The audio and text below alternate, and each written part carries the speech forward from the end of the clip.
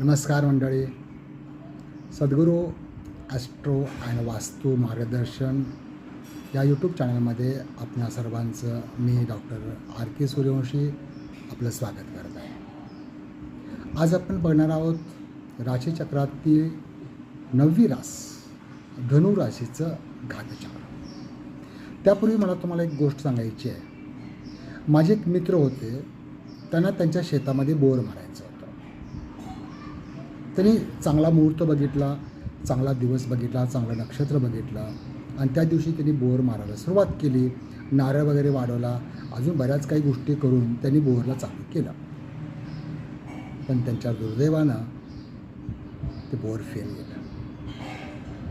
जवळजवळ 350, 400, 450 फूट खाली बोर मारलं गेलं, परंतु पाण्याचा अजिबात पत्ता नाही. सगळा फुफुटा. का बरं असं झालं असेल? पाण्याला देखील दाखवलं होतं, पण त्याचं चुकलं का? मग नेमकं गणित चुकलं कशा? नंतर मला ते भेटायला आले, त्यांच्याकडनं सविस्तर माहिती घेतली आणि मग लक्षात आलं की त्यांनी ज्या मुहूर्तावरती केला होता तो मुहूर्त बरोबर होता, तो महिना बरोबर होता, सगळं बरोबर होतं, परंतु तो महिना आणि तो दिवस त्यांचा घातचक्रातले दिवस होते. किती मोठं नुकसान झालं नाही का? त्यानंतर मग मी त्यांना एक खूप छान मुहूर्त काढून दिला आणि तिथूनच काहीशा अंतरावरती त्यांनी दुसरं बोर मारलं.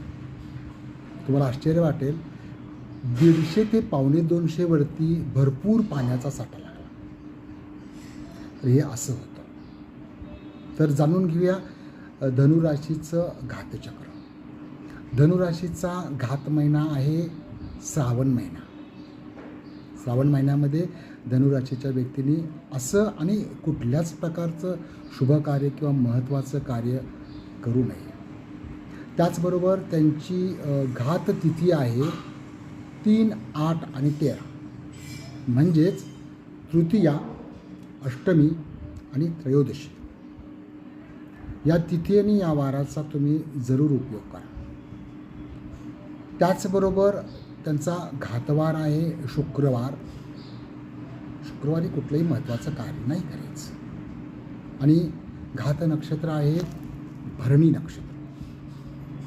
या घात नक्षत्रावरती कुठलेही काम शुभ करू नये.